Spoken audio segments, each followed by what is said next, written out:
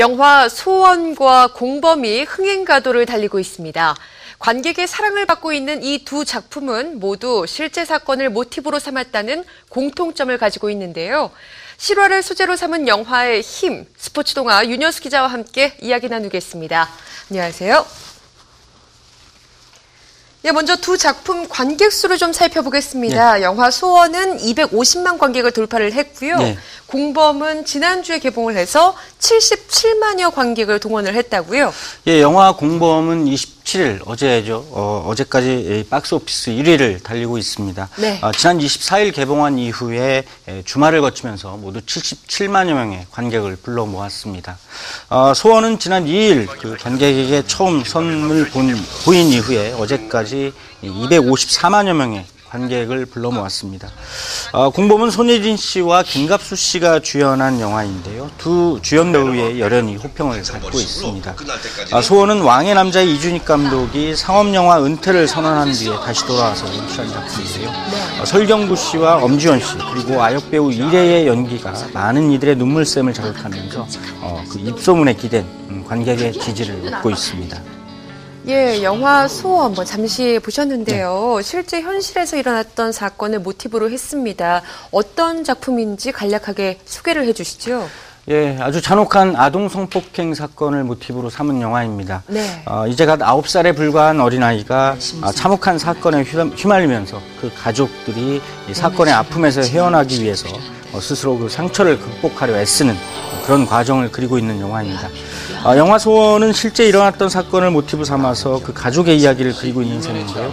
하지만 영화는 사건 자체에 포커스를 맞추기보다는 가족 그리고 이들을 둘러싼 이웃 등 주변 사람들이 함께 아픔을 씻기 위해서 노력해가는 이야기를 통해서 위로 그리고 치유의 메시지를 전하고 있습니다. 네.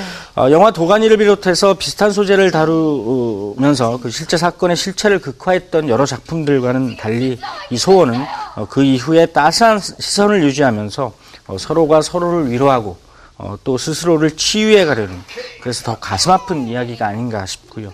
관객들의 호응을 얻고 있는 것도 바로 그런 따스한 시선으로 새로운 희망을 키워가고 싶은 욕구들에 잘 부합했던 게 아닌가 싶습니다. 예, 특히요 피해자 역을 연기했던 아역 배우 이래 양의 연기가 굉장히 인상적이다 이런 분들이 많았어요. 예, 그렇습니다. 영화 소원은 설경구 씨를 비롯해서 엄지원, 라미란 씨 등 그 배우들의 연기가 관객의 눈물을 자아내고 있는데요. 하지만 더 결정적인 역할은 주인공 소원 역을 연기한 아역 배우 이래양이 아닌가 싶습니다. 네.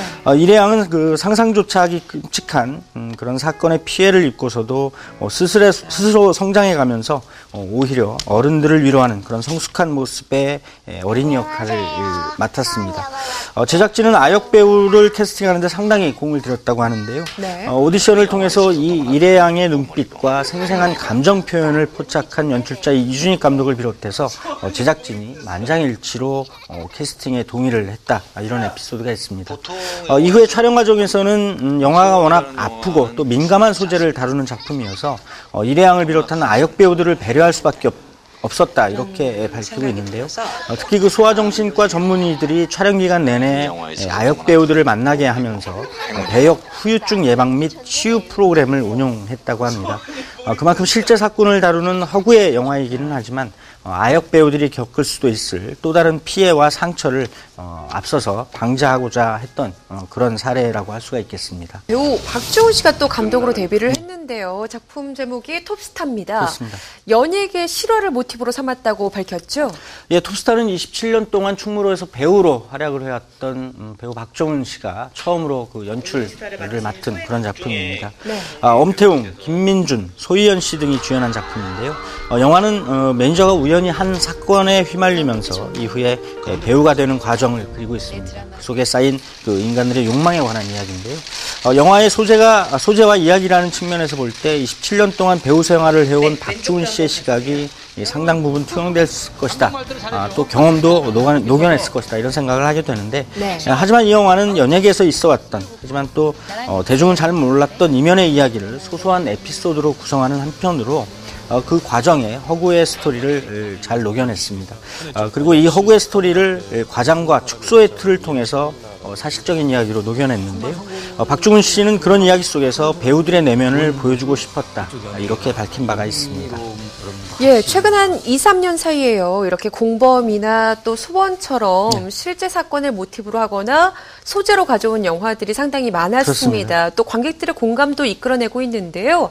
이런 작품들이 가지고 있는 힘, 어떤 게 있을까요? 예, 영화는 현실을 반영한다 이런 말이 있습니다. 그만큼 우리가 살고 있는 세상과 사회 그리고 현실의 이야기가 그대로 영화 속에 녹아들 수밖에 없겠는데요.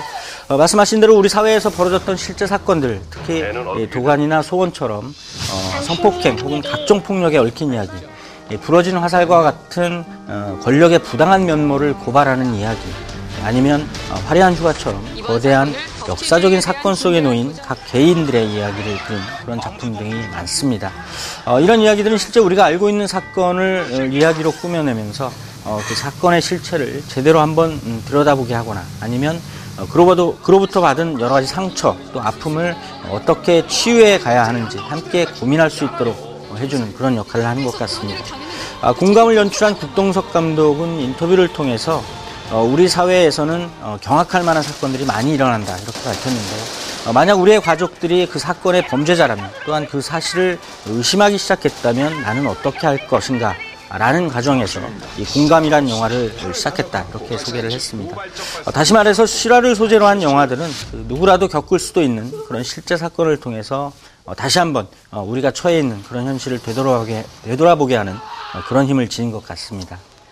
예, 실화를 바탕으로 만들어진 영화들 소식 만나봤는데요.